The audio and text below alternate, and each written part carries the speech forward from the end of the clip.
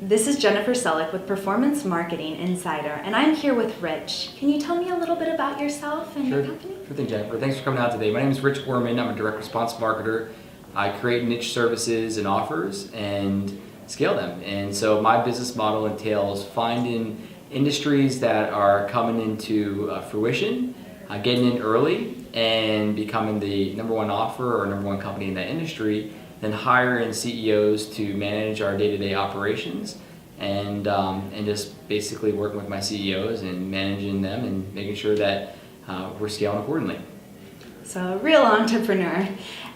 Can you tell me, we were discussing a couple topics, a little bit about offering the highest CPA?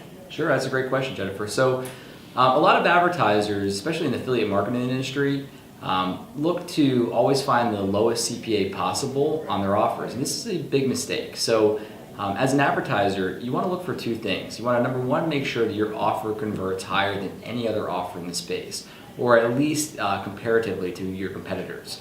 But if you can gain that slight advantage on conversions, whether it's adding more payments to your checkout page, or optimizing your landing page so that you get more people filling out your call to action box, that little advantage turns into a large advantage with the affiliates that you're working with and also your traffic channels. And so once your offers convert in the highest, the second part is offer at a CPA that essentially will gain full yield of traffic. And so I'll give you an example. If you're running a skincare offer in Switzerland and there's 10 other skincare offers in Switzerland, all very similar to yours, the goal is to create a landing page that basically brings in more leads than any other landing page, and then a checkout page that converts those leads into customers. And so once you have that, and once you can offer a higher CPA because you're converting at a higher level, essentially affiliates will want to run your product offer because it's the highest ROI for their traffic. And so naturally, whether you're running your own traffic or running affiliate traffic, you want to have the most competitive offer in the space. And so in direct response marketing, whether it's online or offline, second place is truly the first loser because there's a limited amount of traffic available out there. And so when you have an offer that's set up that can convert higher than any other offer, you have a major competitive advantage.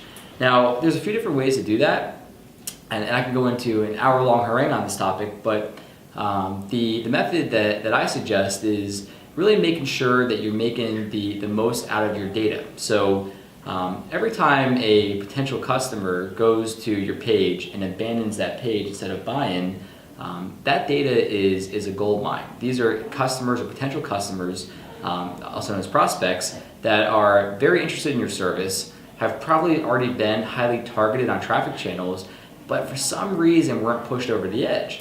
And so your abandons are always going to be significantly higher than your conversions. I mean, if they aren't, then you've figured out some type of magic formula, and more kudos to you. But in most cases, your abandons are going to be significantly higher than your actual purchasing consumers. And so taking those abandons and figuring out ways to monetize them, whether it's through a waterfall email drip or through a call center that reaches back out to them to finish the order, will significantly affect your bottom line. And the purpose of that is so that you have a higher return on your investment in ad dollars, which allows you to offer higher CPAs where other advertisers would otherwise not be profitable. And so that's one method to essentially increase your margins and gain yield in the marketplace.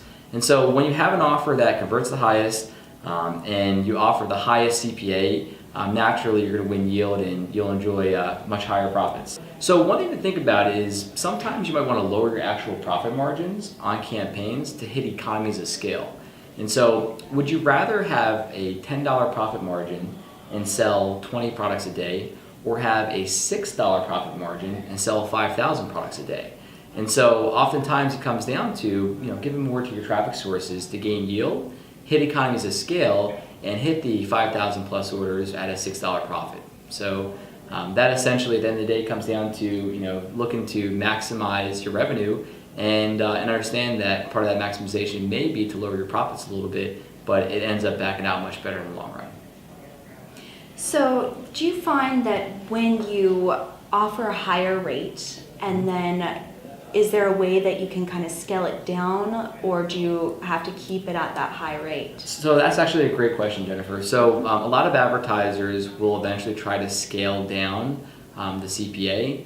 I disagree with this philosophy. I think you should keep the CPA higher, and you should look to further monetize your data so that you can even offer even higher CPAs in the future, creating a further distance from any other advertisers that you're competing with in the industry. Because at the end of the day, if you're optimizing to higher levels of profitability, you should share those profits with your traffic channels.